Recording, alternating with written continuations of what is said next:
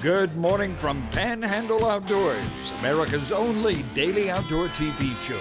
Your source for fishing, hunting, and information for folks who enjoy the great outdoors. Now sit back, relax. It's Panhandle Outdoors. Good morning, folks. Welcome to Panhandle Outdoors. I'm Winston Chester. Glad to hear this morning. Got a big show lined up, as always. But first, let's take care of our weather, brought to us by Gulf Coast Air Conditioning. Drew Pollard and the hard-working crew up there are taking care of our air conditioning needs. Now, we're looking at a high today of they're saying it's only 86, but it's going to be a little bit cooler than it has been, low of 77. Water temperature at the end of the pier is 87.3, so it's been steady for the last about 3 to 4 weeks, real steady and real warm. Our river readings brought to us by Mountain Dew. On the outdoors with Mountain Dew, we're looking at the Apalachicola Bluntstown. It's going down to 8.5. It's still high, 8.5, but it's going down some on a downward trend. The Choctawhatchee at Caryville, folks, it's going up there. I mean, it's going up to 9 foot. It's 9 foot now, going on up into that yellow line. So we're looking at some really high water on the Choctawhatchee River for this week. Our tide chart brought to us by Kent Forest Lawn. Looking at Tuesday, August the 3rd. Getting into some good tides now, especially that outgoing tide. It's going to be high about 9:30 this morning, and then it's going out. It's going to be low right around 5 o'clock. So really, as it starts going out about 10-ish or 11-ish, especially around 11, I know it's going to be hot and all. You're going to get a good, strong moving tide right there. And the wind's going to be coming in at west-southwest at about 11. So there's going to be some good conditions in our base systems, okay? The marine forecast, like I said, when it's coming west-southwest, that's coming in at an angle and on an outgoing tide, like in the areas up there in North Bay and northern end of Choctawhatchee Bay, and also in Apalachicola Bay. So that does have an effect. If August, one of the things we're talking about, yesterday I mentioned the August full moon is going to be on the 22nd. Each full moon each month has some kind of connotation to it, as far as, this is a moon that represents the corn, or whatever, different things, and usually out of Farmer's Almanac.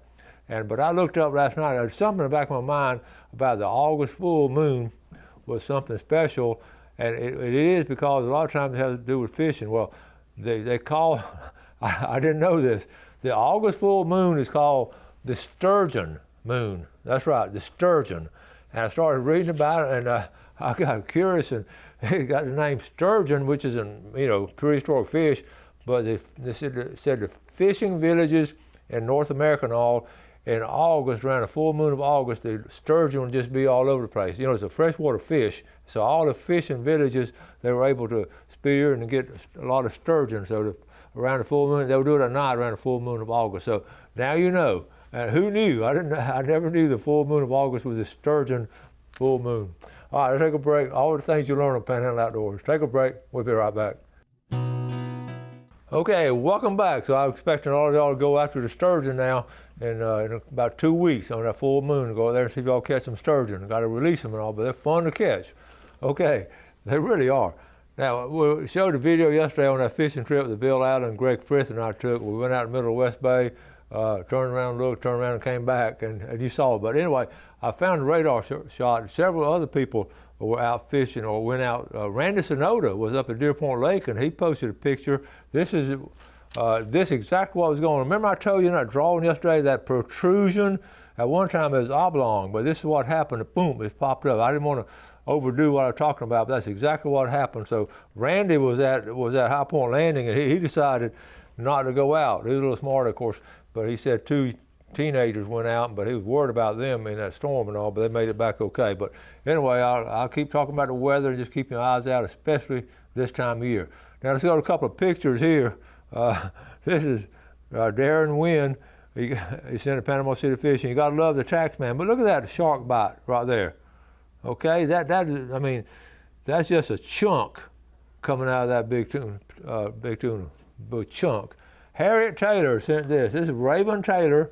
Raven graduated from Mosley and Gulf Coast, and she is headed to the University of Florida, and they took her on a final fishing trip for the summer, and look what she did. Good job, Raven, and best of luck to you, honey, at the University of Florida. And here was a trip they went on, and it was a good trip. Went on a family tradition with the Raffield family. good trip there.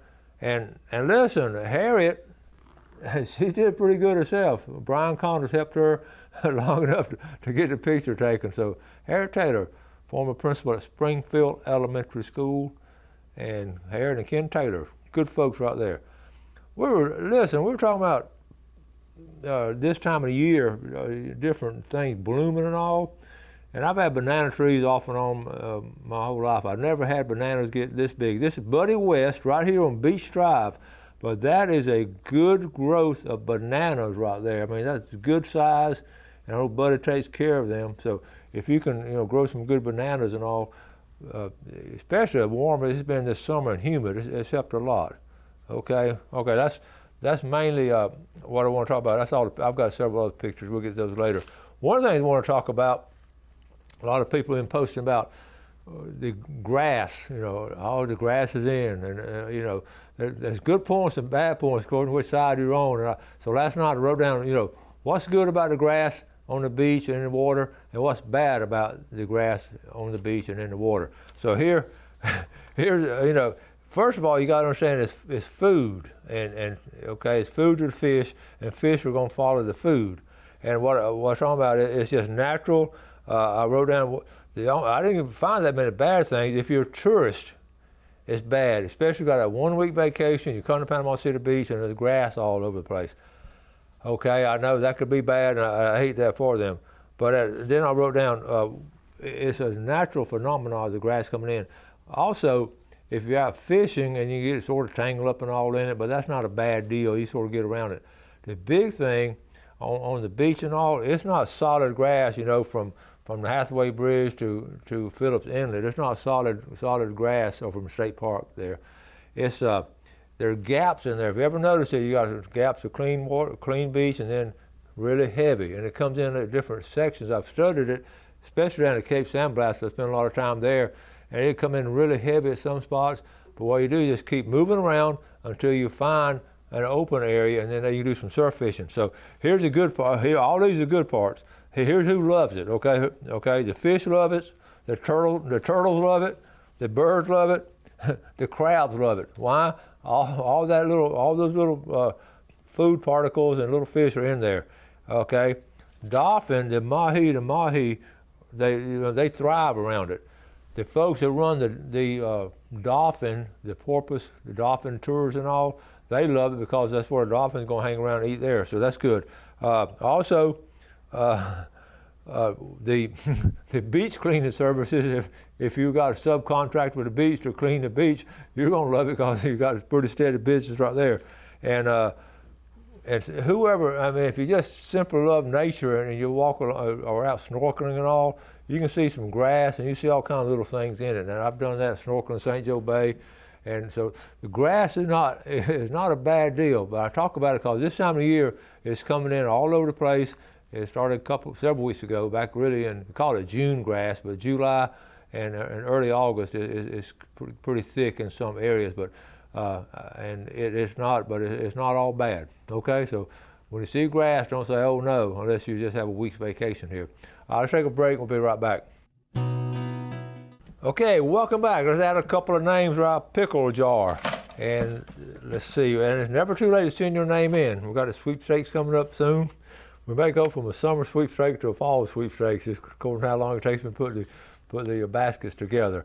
Christy Lingenfelter, Panama City, and Jason Lingenfelter. You're in here. And I want to show you, I keep all the folks that win, I don't throw away, all these have been winners, okay? All these in here, y'all won. So I keep y'all in a little basket here. And the last week I may throw them all back in there, when they start giving stuff away for Christmas, which won't be here long. Somebody said the other day it was like 61, right now it's like 59 days till October 1st. That's crazy, isn't it? So anyway, let's look. We're talking about the traits. We're talking about the uniqueness we have here in the Florida Panhandle of being outdoors people, and how much we enjoy it and how it's reflected in our lifestyle, and it's just part of our thread of our society here. And I sort of wrote down some things. Well, here's what right here. I just put down Panhandle outdoorsman culture, and that's in my own handwriting. Okay, so here's some of the traits that we have. I just want to share them with you. Okay, we all have, I think, the true outdoorsman, you will have a passion for the outdoors. I think we really do, and it's something you can't fake. It's just something that's there. You can acquire it, or you can be born with it. It happens both ways. But the passion we have, just this pure love for it. The next thing, a willingness to share. And I say, let me talk about this a second. A willingness to share. Not just to share the knowledge, first of all, share the knowledge and taking people with you, like we're talking about, but also, and again, I mentioned over and over again, willingness to share the food. They don't do as much now as they used to, but I just can remember my dad catching all those brim and then taking them to around to different people and let them clean them and let them have it. They were so appreciative. That was just one of my early childhood memories, and I didn't quite understand why he caught that many brim, but now, as I grew older, I did. But so many of y'all, and I see the same thing when someone, gets a big buck or something, they want to share, give some sausage here, sausage there. Billy Grantham, he'll bring stuff down to us. He'll bring us watermelons and all. It's just part of the thread, a part of our fabric in here, just willingness to share, and also, taking people with you. And we've done that before. I know that a lot of y'all have, and so that's a good trait right there. Okay, another trait we have, optimist. We just okay. Let me talk about it now. Being an optimist, we want, I never go there to fish. I'm not going to catch any fish. I don't know why I'm going. I'm going out there. Man, how many fish I'm going to catch? How big are they going to be? How long? And I'm going to catch one in 5 minutes and 3 minutes. And when I'm out floundering, I'm going to see one that next turn. And it's just, or in a tree stand, that buck's going to come out right over there any time now. That's optimistic feeling. And you know what I'm talking about. I can see y'all grinning now. You know exactly what I'm talking about. And like next Monday when I'm out there in St. Joe Bay, I guarantee when I jump in the water, I know I'm going to find some scallops. I feel good about it. And this weekend, when we get up Saturday morning at daybreak and head out there south of Carabel, I know we're going to catch some king mackerel. I'm optimistic. The only question is, how big it's going to be. So the optimistic, y'all know exactly what I'm talking about. Outdoorsmen are optimistic. Okay, and we're thankful. The next one is we're thankful, and so many times I find myself, and I'll give you examples of it, coming back in, being 40-something miles offshore, having a hard day, but a physical day of fishing, catching red snapper. It's not hard, it just takes a lot of strength and energy and all. You're sort of worn out. And I every time I come back in from 40 miles, everybody gets up there in the cabin and all, and I go to the back of the boat, back there at the stern, I get in that corner, and I'll give a prayer of thanks. I thank God for the having the health to do that, but I thank God for for the red snapper, for everything. I'm just thankful. I know y'all do the same thing in a tree stand, looking out over there early morning and late in the afternoon, or down on the river and all. We're thankful. Outdoorsmen are thankful people and appreciative people of what's going on. Let's see, and then hold on. We got one more too. We're conservationists. Really, we are a true outdoorsman. We're going to take care of our environment. I know Michael Harris and those guys with the Dog Hunting Association. They go to Apalachicola Forest and they pick up, trash and all that. I found myself in the woods before walking there, and a little tree's bent over like that, and I found myself getting a stick and propping it up. So right in the middle of the woods. Who's going to ever see it again? But anyway, we want that tree to go straight, and we'll take care. We'll let that little 4-point. We're going to let that 4-point walk. We're going to take that little. Law makes us do it now, but we'll take that little fish and throw them back, and we'll just take what we need. So we'll take care of it. We'll take care of outdoors. It's just come natural, and that's why one of the big reasons the Florida Panhandle is beautiful as it is. And I know previous generations have done that. I know Roy Ray talked about the guys are getting stuff at Eglin and all, and bringing the deer over. They brought the deer over here to Point Washington, the original ones. And we want to pass it. The second thing I have on here, you take care of the environment, and then we want to pass it on.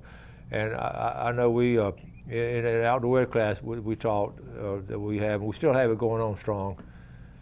We pass it on, through those young people, time and time again. I run the people. Sunday afternoon, our church was doing some, passing out some stuff up at Southport Elementary with preschool, some bag, just different things our church does with Southport Elementary, and Sunday afternoon I had several of my former outdoor students who now have kids tell me, this is the guy who taught me how to fish and all that, and the kids' eyes lit up, and just that passing it on. So that's important. Also, we would always plant sea oats, or every tree planted at Mosley High School was planted by the outdoor ed class, and those kids are proud of that. I want to encourage you to keep encouraging these young people to do those kind of things, to pass it on, and that all these traits are just genuine. Let's see, those are the basic ones I wrote down last night. I just got started on it and just started thinking about different men in my life and different women that's done, especially in conservation, tree planting and all that. It's just important. It's always been important to me, and I know it's important to a lot of y'all. And planting the sea oats down at Mexico Beach or different places, and it's just those little things. Those kids still remember those kind of things. They want to pass it on. And we need more of that. Okay, so that's the traits of the Panhandle outdoors person. Let's take a break, and we'll be right back. Okay, welcome back. So glad you're with us this morning. Hope you're getting ready for a good day and doing good things for your fellow man. Let's take a look at our fish and game times brought to us by Blue Water Outriggers in Port St. Joe. We're looking at 7:45 to 8:45 this morning, and tonight 8:10 to 10:10. Billy Grantham stays in contact with me on a pretty regular basis, and he sent me a help notice because guess what? Here it is. Billy cannot find any catawba worm. Many people have no catawba worms. If someone does, they could sell them to help repopulate the trees. And I wrote back, we need to get some. I will talk about it. So let's talk about it. We had this problem a couple of years ago, and then last year a lot of trees were blown over, leaves blown out, so we didn't have much money to catawbas last year. I don't know if any scientists done any studies on anything, but we're running short on catawba worms, and that's a natural bait. So if you have any, especially up there around Jackson County area, get a hold of Billy Grantham. If you have any down in this area, get a hold of me, because I got some trees out, my granddad's place up there around Bristol, and then also I'd like to get some down at Howard Creek and a couple other places. I'd like to just put them on. And once you get them started, those colonies, will go back in lay the eggs in the ground and keep going up and there. But I just wanted to share that with you. Another note I got, an email, and I thought this was important. One of our viewers, and I hadn't really thought about it, but it's coming up on us pretty fast. They want to know if anybody around will be having any paid dove shoots. And I thought that, we need to go ahead and get on that. We've talked about that before. I'm willing to pay on a good dove shoot. This guy here on the email he sent me, he's willing to pay. And there's a group of people who will pay to go on a good dove shoot. And those kind of people know how to hunt dove, and they're going to be good and take care of them. Everybody's going to be good and safe. So I feel good about that. If you want to venture into something like that. Now I'm also getting, and I don't know if I got a picture of it. I don't think I do. Well, I've got several people this past week have sent me pictures, or either I've seen pictures that they've sent to other people of, guess what, bears. And I got a picture of two different people sent some pictures from Howard Creek of the bears. And then over at Tyndall, we saw the video a couple weeks ago, the lady sent on there, and so the bears are starting to move around, and it's that time of year where they really starting to feed up and everything. So I looked up last night. This is interesting right here. I did not know this. This is from FWC. Black bear population. So they broke it up into segments. So you look over here. Let's start down in South Florida. You got 1,000, but you got the Everglades down there and all that land. Then South Central around Disney, you only got 100. And then Central, and that around St. John's up there, top right hand corner, you got 1,200. And the Big Bend, they broke that up weird, but that's not really the Big Bend, but they named it only 30, and that's just a small area. Then north around Jacksonville, and that's the Okefenokee coming back. But look here in the center, what they call the East Panhandle. It's never been broken up like that. 1,060, and that arrow 86%. Since the last survey, that means that the population is going up 86%. So you look at statewide, the population is going up 53%, but here where we got the Panhandle Outdoors, I guess East Panhandle Outdoors, but anyway, it's going up 86%, and that's interesting. So, but and then I found another one too, where he just talks about the increase, and like I said, East Panhandle, I just showed you the increases, but and then one more, the bear management area, okay, they have one person here. The red dot is where they have someone, the staff, that do it, okay? So that's like the caravel area. But the dark brown is like the frequent use, the area that's been, frequently used and all. And you can see the dark brown, that's where the heavy populations of bears are. And then it's odd, it's rare. Look on the around Palm Beach and area, way down on the Atlantic coast, down to Palm Beach and all. There used to be bears there, and that's all people, so they run them over there to the East Coast. But anyway, we're going to be talking a lot more about. I saw a good bear video a couple of days ago. I looked for it. I don't have time to show it to you now, but it showed how they actually take the DNA of the bear on the hair samples on the barbed wire. If you remember, we had a young man on the show, Chase Smith, and now it's Dr. Chase Smith, and he was our quarterback at Mosley, and we've talked about him before and all. He's actually a professor now out in Texas, but his graduate study was studying the hair and the DNA of the bears. And so anyway, I found a video of where they're doing that. So anyway, we had some bears popping up, so just be aware of that. So all kind of things going on. We're about to hit the middle of the week. Tomorrow will be hump day. Got all kind of cool things. Keep sending those pictures. We'll be, be giving some stuff away pretty soon in our sweepstakes. Make sure, though, again, I've said it all summer, try not to get out in the middle of the day and do any outdoor stuff. It's just been flat out too hot. It's going to be a little bit cooler this week, but not enough to make a difference. August is just a tough month to do outdoor stuff in the middle of the day. You got early morning, you got late afternoon to do those things. So try to take care of it and wear long sleeves. The mosquitoes are still pretty healthy. All right, so I've got a couple other things. Don't have time to get into it. Let's see, tomorrow we're going to talk about a red tide a little bit, get a lot of information on red tide, and there's some sad stuff going on. Y'all have a great day today. Do something good for your fellow man. Enjoy our great outdoors, and God bless.